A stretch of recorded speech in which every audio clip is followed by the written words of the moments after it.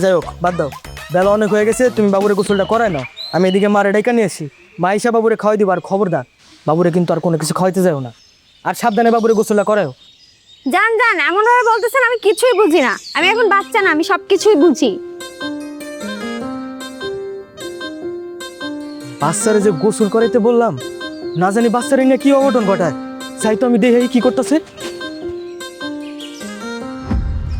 কি ব্যাপার, কই গেল রিচি? এই রিচি, আরে কি যন্ত্রণায় পড়লাম, এইখানেই তো ছিল এই মাত্র, কই গেল আবার? রিচি, এই রিচি।